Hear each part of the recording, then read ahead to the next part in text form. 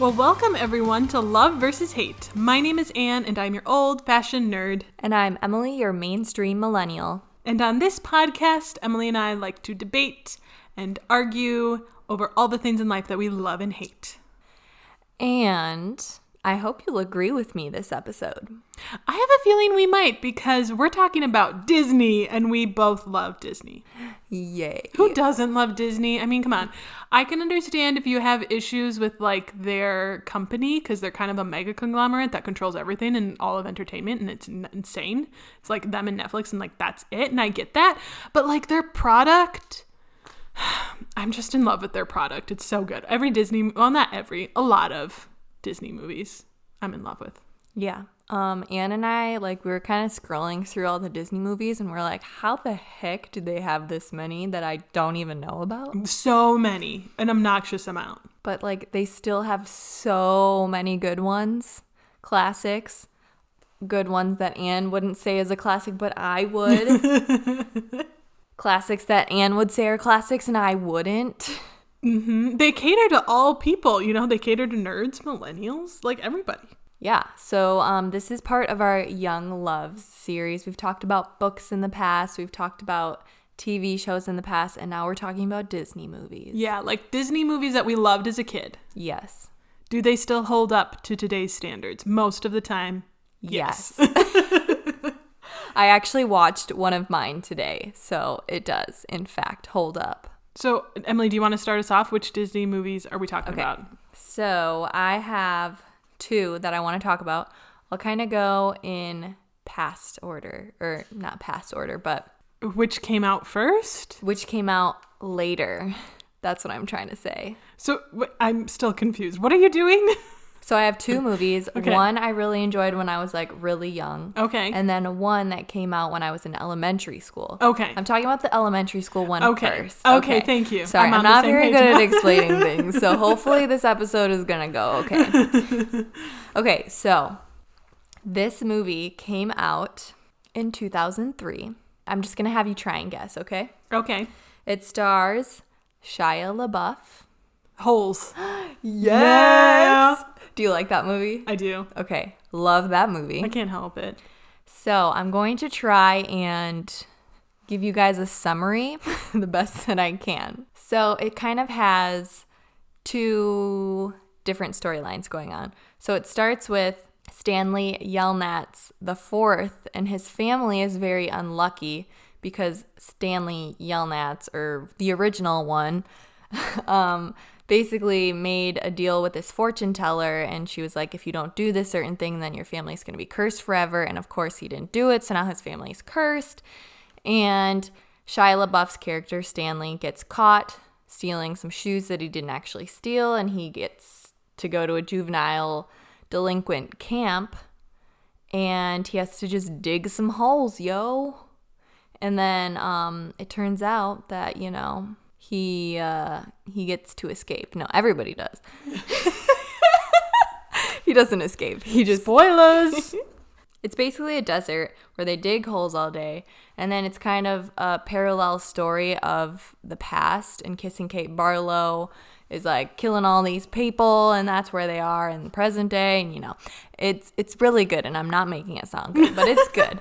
And I just remember, like, loving the movie, and I must have been in third grade when it came out, or second grade, and in third grade, we just listened to the soundtrack all the time in my class. And so I can literally, like, sing you all of the songs on the whole soundtrack. I'm not surprised. And it's amazing.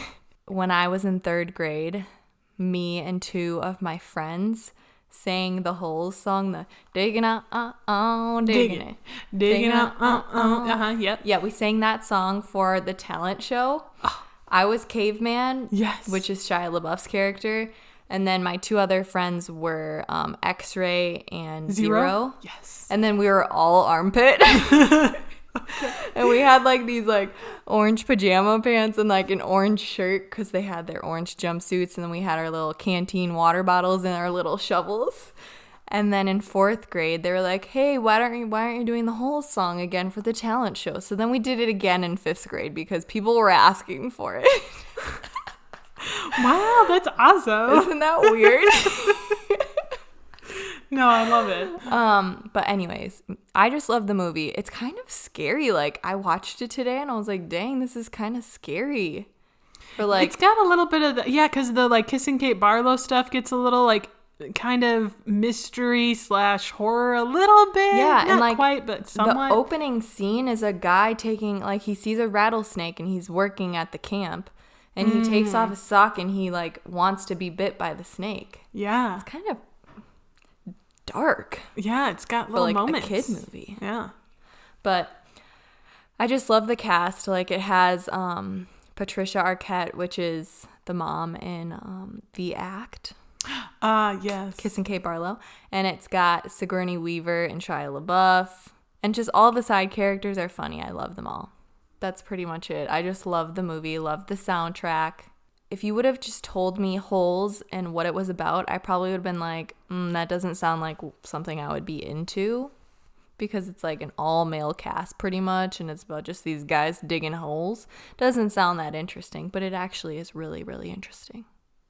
No, I do actually really like Holes, and it does have a very strong cast, and I've always enjoyed Holes, so I have nothing to say about that. I agree. Yes.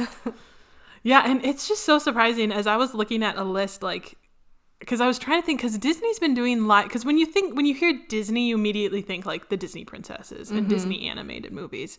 And don't get me wrong, all of them are like phenomenal. There's a lot that I really love, but Disney's been doing live action for a long time. And I've actually seen, I mean, it's a drop in the bucket because there's like hundreds of them, but I've seen like a few, quite a few, like a handful of them. And as I was going through, I was kind of going through this like, reminiscent memory down lane. I think I'm struggling to talk too. Emily, stop rubbing off on me. Anyway, I kind of have like a little bit of a list, and then there's a couple that I'll get a little more in depth into. But Davy Crockett, did you ever watch those? No. Oh my gosh, Davy Crockett and the Wild Frontier. Davy Crockett, king of the Wild Frontier. Like, my family, we went nuts over that show. I could picture that. Yeah. Parent Trap, the original, not the Lindsay Lohan. Not that one. That Darn Cat. Oh, wait, hold on. When I found out that Lindsay Lohan actually played both of the girls, I was shook. Me too, because when you're a kid, you don't think that. Yeah. You think they're twins, and then when you're an adult, you're like, wait, what? Like, it surprises me, like, things that you learn as an adult that you thought were true as a kid, how upsetting it can be. I know. You're like, wait, what? That's actually two different people? How did they do that? I know. Or it's the same person playing that's two what I different meant. people. I got you. But yeah, I just think that's hilarious because, there's like little things that you learn as an adult and you're just like, oh, my childhood is ruined. Why'd you even tell me? I didn't want to know that. But yeah, there's just like so many. I have to talk about Cool Runnings at least a little bit. That's one of my all-time favorite movies, and Emily hasn't heard of it. Cool Runnings? No. It's about Sounds like a Dorito. like Cool Ranch. It's about the Jamaican bobsled team. Did you know that Jamaica had a bobsled team? No, that confuses me. I know, exactly. And it's very loosely based off of a true story, like that did actually happen. And but they definitely take a lot of creative freedom, and they kind of put their own spin in it. It's a comedy, and it's really good. It has John Candy in it, and it's just so. The thing about them too is like, I watch them again now, and I love them just as much, if not more, than when I was a kid. Like Cool Runnings, I've seen that hundreds of times, and I will always love it. It's just so good. But one of the main ones that I wanted to talk about, because, I mean, when I think about me as a kid and what movies I loved, I can't not talk about Snow Dogs. I love that one, yes. Oh, thank you. Isn't it amazing? I don't really remember it much. The only part that this is like, the weird thing about me is I remember the most random parts about movies, and there was somebody, maybe his mom, did his mom come out? Yes. Wherever he was, and then she was on the news, or some news person was talking, and she's like, "Are you Barb?" That's the only thing I remember from the movie. Yeah, because I can explain the moment for all our listeners, because I know exactly what Emily's talking about. There's a moment where the main character, Ted, he has to go out and save Jack, the old musher, who's actually his biological father. And Spoiler alert. Spoiler Is that a spoiler? alert. Oh. I mean, you learn it pretty early on. Oh, okay. But slightly. So he's out trying to find him in this like snowstorm, and his mom is in Alaska with Barb, and she's like really worried about him, and you know, they're kind of like huddled together, and it's cold, and she goes, Barb, I have a confession to make. And like all of these people who are like rescuers and people who are waiting at this finish line, you know, who are helping, they all lean in because they're all like, and then that's the moment where she looks around. She's like, are you Barb? And then they're all like, oh, and then they walk away. That's funny that that's the only thing I remember. I always remember the moment with the mom where she gets out of the cab, and she's from Florida. She's never been to Alaska. It's her first time. And she looks at the cab driver and she's like, I'm sorry, but all I have is American money. And the cab driver's like, what, lady? Like, you think I'm stupid? Like, you're in America. But that's one of my favorite moments. That's funny. She doesn't know where she is. But yeah, Snow Dogs, for anyone who hasn't seen it, if you haven't, I still highly recommend. I've seen it I still watch it pretty consistently, and it's still one of my all-time faves. It's so funny and cute, and I love it. Probably because I loved it so much as a kid, I love it now. Yeah. But for anyone who hasn't watched it, the basic premise is it's about a Florida dentist who realizes that he was adopted, and his mother, his biological mother, has recently passed away and left a lot of her belongings to him, and he has to like go collect. So he has to go to Alaska, and it's a fish out of water story. Like he goes and, you know, he's this Miami city man now in the middle of Alaska in the snow and cold and doesn't really know what he's doing. And he's got a bunch of sled dogs because his mom raced. And so he's like, what am I supposed to do with these dogs? And he decides that he wants to learn how to be a musher. And so it's a comedy. It's very hilarious. And it's just kind of him like trying to figure out life in this like new way. And of course it has dogs, huskies specifically, which are my favorite. And so that's mainly why I loved it so much. And yeah, it's just so cute and funny and heartwarming and hilarious. And I still love it to death. It's one of my all-time faves. I think it was one of my favorites when I was growing up because I had a stuffed animal husky dog. Yes, me too. I think it was because of that, but maybe it wasn't. Many. I don't know. I forgot what its name was. Mine's was named Dakota. Wait. What? I think that's what mine's name was. It might have been because I'm pretty sure the one I had, like, you know how they came with tags? I'm pretty sure on the tag its name was Dakota. Oh, yeah. But it was a Beanie Baby one, but it was like bigger. Yeah. We had the same one. What if we did? Oh my God, I still have him. Mine is at my parents' house. Mine too. We should bring them. Wow, you guys. I'm loving this. This is what I love about reminiscing. You find all these fun things. Yeah. Okay, well, speaking of dogs, I'm going to switch it up and go to cats. No way. It's crazy. I know, right? Yeah. So, listeners, if you don't know, I'm a big dog person and I don't really like cats, except for Anne's cat is really soft and nice. Thank you. But this is the movie that my parents would say I literally watched more than anything else. I would finish it, rewind it, and watch it again. And then rewind it and watch it again. I loved it so much. And that is the Aristocats. Oh, so good.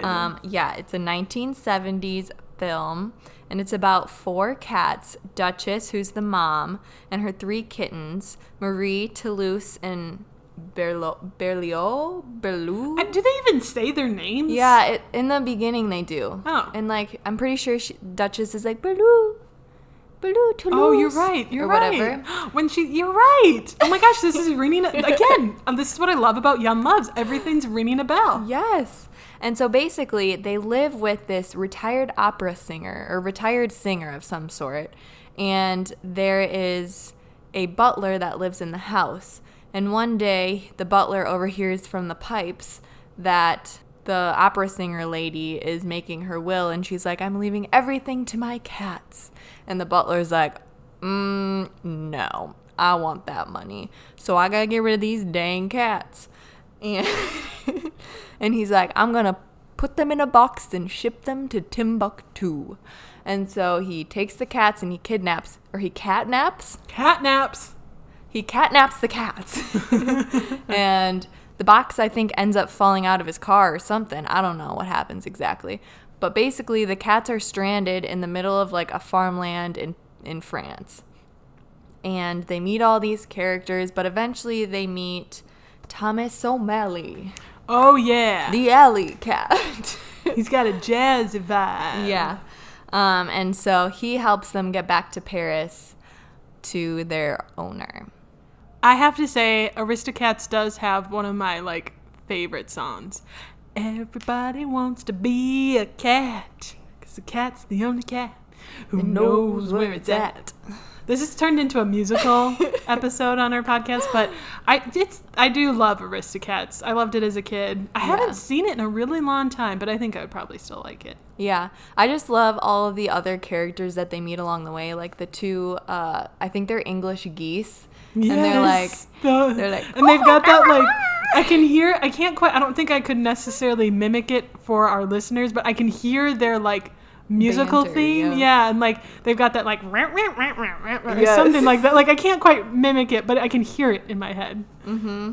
Yeah, and then there's the two dogs that are kind of like, they're like the hounds that are working together, and then there's the horse, and like there's all these like different characters that are there along the way, and all the characters are I just love them all so much.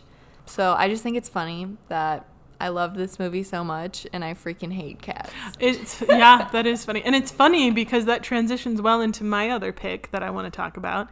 Literally, I'm just going to say the title, and everything in it, Emily's going to hate. What? The Cat from Outer Space. I've never heard of that. I'm not surprised. It's a 1978 movie Disney for a long time was just chugging out movie after movie after movie, whether they were good or not. Like, they were just kind of chugging them out. Surprisingly, a lot of them ended up being good. But especially, like, in their live action realm, they were just, like, getting out as many as they could. And one of them was The Cat from Outer Space. I don't know how this movie came into our household. I don't know if my parents obviously, like, somehow found it and thought maybe I would like it or something. I don't know. But either way, it somehow landed in my lap. I would be listener, if you're out there and you know this movie and you've seen it, please DM us and let me know, because I don't think any of you are out there. It's a very weird kind of movie that, you know, was one of those Disney movies that if you look at their live action list, you just kind of scroll past it. But Is live action? Yes. And so basically the premise is that there's a cat who comes from outer space. He's intelligent. He can speak telepathically, but he's a normal cat. He's not like, he can't change into a human. He's just a cat, but he's intelligent, and he needs to leave. He's stuck on Earth and his ship crashed and he needs to repair it. But in order to do that, he needs the help of a human. So he befriends a human who convinces him to help him. And then, you know, things happen along the way. But I just remember as a kid, just like really, I haven't seen it in a very long time. I should rewatch it because I don't know if I would still like it. But as a kid, I just genuinely loved it because it was a cat that was the main character. He could talk, and he like made friends with other cats. Like, he falls in love with this other cat who, like, it's just kind of a heartwarming, adorable, probably not that great movie. But as a kid, you don't notice those things. Is it on Disney Plus? So it is actually on Disney Plus. So listeners, you can watch it if you want something that's kind of out there. But it's just, like I said, it's just kind of cute and it's fun, and the cat is adorable, and he like really bonds with one of the humans, you know, that's helping him.